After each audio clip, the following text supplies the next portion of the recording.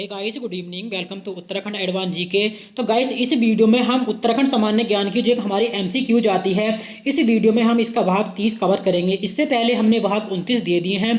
अगर वह आपने नहीं देखे हैं तो फ्रेंड्स आप प्लेलिस्ट में जाकर देख सकते हैं।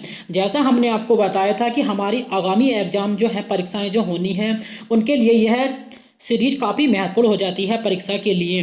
तो फ्रेंड्स देखते हैं इसका आज का फर्स्ट क्वेश्चन कि किस जल विद्युत परियोजना को राष्ट्र गांव की संज्ञा दी गई है। And the right answer Tehri बांध। किस जल विद्युत परियोजना को राष्ट्रीय गांव की संज्ञा दी गई है? हमारा आंसर आता है टिहरी बांध। अब हम टिहरी बांध के बारे में बात करते हैं। जितने भी क्वेश्चन बनते हैं टिहरी बांध से पूरा कवर करेंगे हम यहाँ पर टिहरी बांध को। यहाँ पर देखते हैं टिहरी बांध से हमारा क्या क्वेश्चन बनते हैं और जो परीक्षाओं में आ सकते हैं। अब टिहरी बांध की नदियों के संगम पर स्थित है। हमारा आंसर आता है भिलंगना व भागीरथी नदियों के संगम पर हमारा टिहरी बांध स्थित है। अब टिहरी बांध की कितनी ऊंचाई है? तब हमारा आंसर आएगा 260.5 मीटर टिहरी बांध की ऊंचाई है। अब इसका कितना क्षेत्रफल में फैला? तब हमारा आंसर आता है 42 वर्ग किलोमीटर में। इसे किस नाम से जाना जाता है? श्री राम तीर्थ सागर के नाम से जाना जाता है टिहरी बांध को। अब क्वेश्चन आता है कि टिहरी बांध का निर्माण का शिलान्यास कब शुरू हुआ था? तब हमारा आंसर आएगा 1972 में। लेकिन अगर क्वेश्चन पूछा जाए कि इसका शिलान्यास कब किया गया था? 1972। अगर क्वेश्चन पूछा जाता है कि टिहरी बांध परियोजना का निर्माण कब शुरू हुआ था? तब हमारा आंसर आएगा 1978 में। अब किसके द्वारा तो क्वेश्चन आ सकता है? तब हमारा आंसर आएगा उत्तर प्रदेश के सिंचाई विभाग द्वारा। अब हमारा क्वेश्चन आता है कि टिहरी बांध की जिम्मेदारी टीएचडीसी टिहरी हाइड्रो टीएचडीसी को कब सौंपी गई थी? तब हमारा आंसर आता है 12 जुलाई 1988। और टीएचडीसी की स्थापना कब हुई थी? 1988 में। और टिहरी बांध की जिम्मेदारी टिहरी हाइड्रो डेवलपमेंट कॉरपोरेशन को कब सौंपी गई थी? 1988 में। अब क्वेश्चन हमारा बनता है कि टिहरी बांध की जिम्मेदारी नगर को कब सौंपी गई थी? तब हमारा केंद्र को कब सौंपी गई थी? तब हमारा आंसर आता है 1989 में। हम टिहरी बांध से जितने भी क्वेश्चन बनते हैं पूरा कंप्लीट करेंगे इस वीडियो में टिहरी बांध को। अभी आप देखते रहो आगे कि टिहरी बांध से हमने इतने क्वेश्चन कवर किए। अब क्वेश्चन आता है कि टिहरी बांध का जो समझौता हुआ था रूस के साथ वह कब हुआ था? हमारा आंसर आता है 1986 में। 1986 में रूस के राष्ट्रपति कौन थे? हमारा आंसर आता है मिखाइल गोर्बाचोव रूस के राष्ट्रपति थे। और वर्तमान में रूस के राष्ट्रपति कौन है? आप जानते ही हैं कि पुतिन रूस के राष्ट्रपति हैं वर्तमान में। अब रूस के राष्ट्रपति कौन थे? Mikhail Gorbachev. 1986 में जब रूस के साथ भारत का समझौता होता है टिहरी बांध को लेकर 1986 में, तब यह टिहरी बांध परियोजना कितने चरणों में विभाजित कर दी जाती है? कितने मेगावाटों में? तब हमारे आंसर आता है 2400 मेगावाट में हमारी यह टिहरी विद्युत परियोजना घोषित कर दी जाती है 2400 मेगावाट की। इसका प्रथम चरण कितने मेगावाट का होता है? तब हमारा आंसर आता है 1000 मेगावाट का। दूसरा चरण में कितने मेगावाट का होता है? तब हमारा आंसर आता है 1400 मेगावाट का। लेकिन अगर क्वेश्चन पूछा जाए कि टिहरी बांध जो परियोजना थी शुरू में कितने मेगावाट की थी? तब हमारा आंसर आएगा 600 मेगावाट की। लेकिन 2400 मेगावाट की हमारी यह परियोजना कब घोषित की गई थी, कब हुई थी? तब हमारा आंसर आता है 1986। जब 1986 में रूस के राष्ट्रपति के साथ हमारा समझौता होता है टिहरी बांध को लेकर, तब हमारी यह टिहरी बांध परियोजना 2400 मेगावाट की कर दी जाती है। लेकिन शुरू में कितने मेगावाट की रहती है? हमारा आंसर आता है 600 मेगावाट की।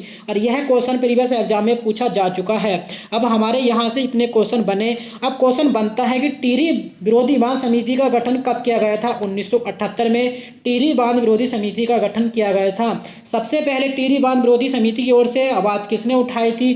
तब हमारा आंसर आता है कमलेंदु मती शाह ने टिहरी बांध विरोध की ओर से सबसे पहले आवाज़ उठाई थी।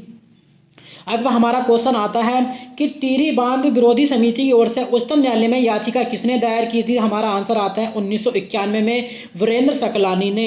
अब सुंदरलाल बहुगुणा से क्वेश्चन आता है कि सुंदरलाल बहुगुणा टिहरी बांध को विरोध में कितने समय तक रोके रहे थे? हमारा आंसर आता है 76 दिन तक टिहरी बांध के कार्य को रोके रहे थे। कौन? सुंदरलाल बहुगुणा।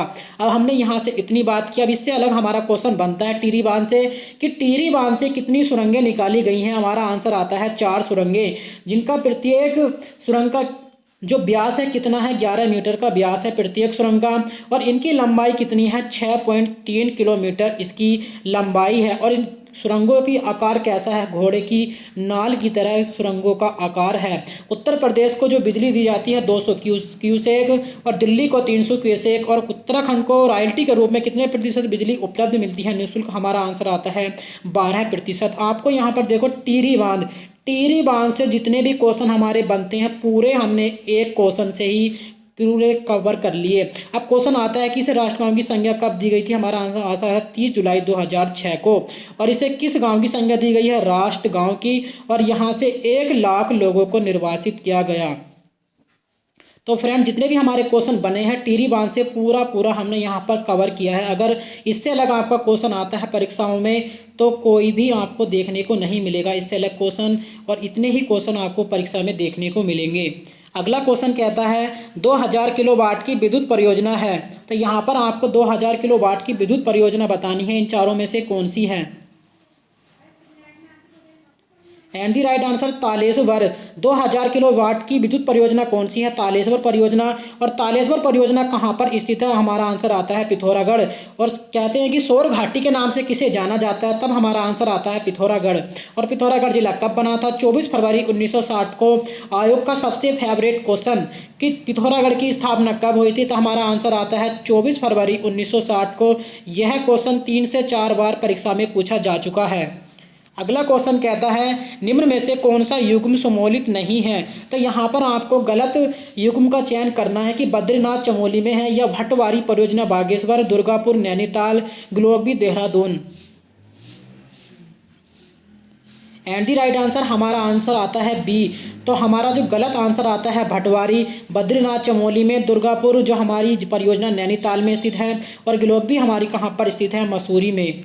अगला क्वेश्चन कहता है जमरानी बांध परियोजना कहाँ प्रस्तावित है। And the right answer Nainital. Jamrani बांध परियोजना कहाँ पर स्थित है, नैनीताल में। अब क्वेश्चन आता है कि जमरानी बांध परियोजना का शिलान्यास किसने किया था, हमारा आंसर आता है एनडी तिवारी ने। और कब किया था, 1976 में। यह क्वेश्चन काफ़ी महत्वपूर्ण हो जाता है परीक्षा के लिए, हो सकता है कि आगामी एग्जाम में यह क्वेश्चन पूछा जाए। अगला क्वेश्चन कहता है टिहरी जल विद्युत परियोजना को राष्ट्र गांव को कब समर्पित की गई। एंड दी राइट आंसर 30 जुलाई 2006 को। टिहरी जल विद्युत परियोजना को राष्ट्र गांव को कब समर्पित किया गया था, 30 जुलाई 2006 को। और जैसा हमने अभी आपको यह क्वेश्चन बताया था ऊपर, टिहरी बांध से जितने भी क्वेश्चन बनते हैं कोई भी आपका क्वेश्चन इससे अलग बाहर नहीं पूछा जाएगा परीक्षा में। और यहाँ पर क्वेश्चन पूछा गया है कि टिहरी जल विद्युत परियोजना राष्ट्र गाँव को कब समर्पित की गई थी, हमारा आंसर आता है 30 जुलाई 2006 को। अगला क्वेश्चन कहता है विष्णुगढ़ पीपलकोटी जल विद्युत परियोजना निम्न में से किस नदी पर विकसित की गई है। तो यहाँ पर आपको बताना है कि विष्णुगढ़ जो पीपलकोटी जल विद्युत परियोजना है वह किस नदी पर स्थित है। And the right answer Alaknanda नदी पर। विष्णुगढ़ पीपलकोटी जल विद्युत परियोजना किस नदी पर स्थित है, हमारा आंसर आता है अलकनंदा नदी पर। और क्वेश्चन आता है कि अलकनंदा नदी की लंबाई कितनी है इसकी, तो 195 किलोमीटर। अगला क्वेश्चन कहता है उत्तराखंड की सबसे बड़ी जल विद्युत परियोजना कौन सी है। तो यहाँ पर आपको इन चारों परियोजनाओं में से उत्तराखंड की जो सबसे बड़ी परियोजना है उसका आपको यहाँ पर चयन करना है। And the right answer Tehri जल विद्युत परियोजना। उत्तराखंड की सबसे बड़ी जल विद्युत परियोजना कौन सी है, टिहरी जल विद्युत परियोजना। और टिहरी विद्युत परियोजना से हमने जितने भी क्वेश्चन बनते हैं आपको सारे ऊपर बता दिए हैं। आपको इससे अलग टिहरी परियोजना से कोई भी क्वेश्चन आपको पढ़ने की जरूरत नहीं पड़ेगी। अगला क्वेश्चन कहता है तपोवन परियोजना कहाँ अवस्थित है। तो आपको बताना है कि तपोवन परियोजना कहाँ पर स्थित है। And the right answer Tapovan. Tapovan परियोजना कहाँ पर स्थित है, तपोवन में स्थित है। अब क्वेश्चन उत्तराखंड में आता है कि लक्ष्मण जी ने अपने अंतिम समय में तपस्या कहाँ पर की थी, उत्तराखंड में, तब हमारा आंसर आता है तपोवन टिहरी में। अगर क्वेश्चन पूछा जाए कि भगवान राम ने उत्तराखंड में तपस्या कहाँ पर की थी, हमारा आंसर आता है देवप्रयाग। अब क्वेश्चन हमारा यहाँ से भी आ सकता है कि उत्तराखंड में भगवान राम का मंदिर कहाँ पर स्थित है, तब हमारा आंसर आएगा देवप्रयाग टिहरी। अगला क्वेश्चन कहता है खटीमा जल विद्युत परियोजना का निर्माण कब शुरू हुआ।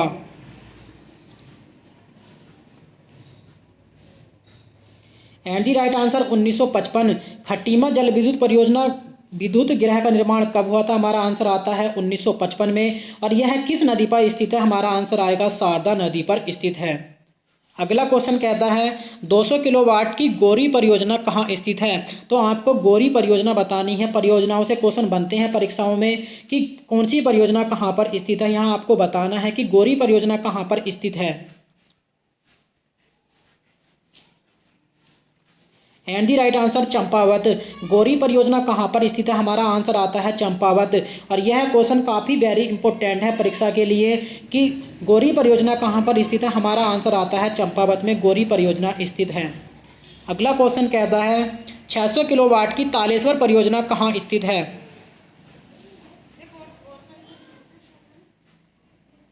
And the right answer Pithoragarh.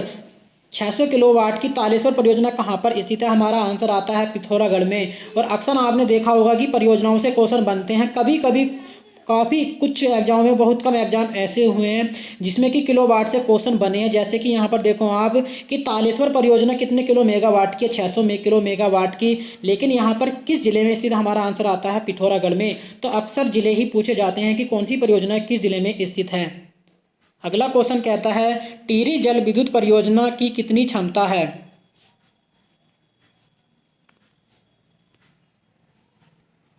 And the right answer 2400 megawatt. Tehri जल विद्युत परियोजना की कितनी क्षमता है? हमारा आंसर आता है 2400 मेगावाट। और हमने आपको क्या बताया था इससे ऊपर कि 1986 में रूस के साथ जो समझौता हुआ था तब यह परियोजना 2400 मेगावाट की गई थी। और शुरू में कितने मेगावाट की थी? 600 मेगावाट की। और टिहरी परियोजना से हमने आपको सारे क्वेश्चन बता दिए हैं। अगला क्वेश्चन कहता है धौली नदी पर 280 मेगावाट की धौली गंगा जल विद्युत परियोजना कहाँ अवस्थित है?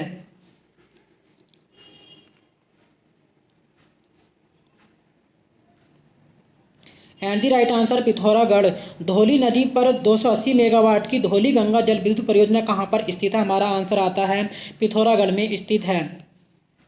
अगला क्वेश्चन कहता है हैनोल त्यूनी जल विद्युत परियोजना कहाँ सर्वेक्षित है? And the right answer Uttarkashi. Hanol Tyuni जल विद्युत परियोजना कहाँ पर स्थित है? उत्तरकाशी में स्थित है हैनोल त्यूनी जल विद्युत परियोजना। और आपके एग्जाम के लिए काफ़ी महत्वपूर्ण हो जाती हैं परियोजनाएं, तो इसलिए आपको काफ़ी अच्छे से याद रखनी है परियोजनाएं। अगला क्वेश्चन कहता है कोटेश्वर बांध किस नदी पर सर्वेक्षित है? And the right answer Bhagirathi नदी पर। कोटेश्वर बांध किस नदी पर सर्वेक्षित है? हमारा आंसर आता है भागीरथी नदी पर। और भागीरथी नदी पर कहाँ पर स्थित है? हमारा आंसर आता है उत्तरकाशी में। और यह क्वेश्चन प्रीवियस एग्जाम में पूछा जा चुका है कि कोटेश्वर बांध किस नदी पर सर्वेक्षित है? हमारा आंसर आता है भागीरथी नदी उत्तरकाशी। अगला क्वेश्चन कहता है छतरा बांध किस नदी पर प्रस्तावित है? And the right answer Tons नदी पर। छतरा बांध किस नदी पर प्रस्तावित है? हमारा आंसर आता है टोंस नदी पर। और कहाँ पर स्थित है? देहरादून। अक्सर बांध आते हैं कि लखवाड़ बांध किस नदी पर स्थित है? हमारा आंसर आता है यमुना नदी पर। और कहाँ पर स्थित है? देहरादून में। और छतरा बांध किस नदी पर प्रस्तावित है? हमारा आंसर आता है टोंस नदी पर। और यह क्वेश्चन उत्तराखंड में जो कोर्टों में जो वैकेंसी निकली थी, हाई कोर्टों में जो ग्रुप डी के विज्ञापन निकाले गए थे उसमें करीबन 400 पद थे समथिंग। तो वहाँ पर यह क्वेश्चन पूछा गया था कि छतरा बांध परियोजना किस नदी के तट पर स्थित है? हमारा आंसर आता है टोंस नदी पर। अगला क्वेश्चन कहता है 800 किलोवाट की सूरिन गार्ड परियोजना कहाँ अवस्थित है? And the right answer Pithoragarh. 800 kilowatt की सूरिनगाड़ परियोजना कहाँ पर स्थित है? हमारा आंसर आता है पिथौरागढ़ में। और आपको यह क्वेश्चन याद रखने हैं। अगला क्वेश्चन कहता है गैराव परियोजना कहाँ अवस्थित है?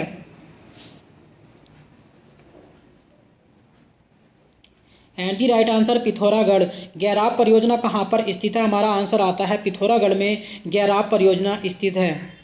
अगला क्वेश्चन कहता है सोनप्रयाग परियोजना कहाँ स्थित है?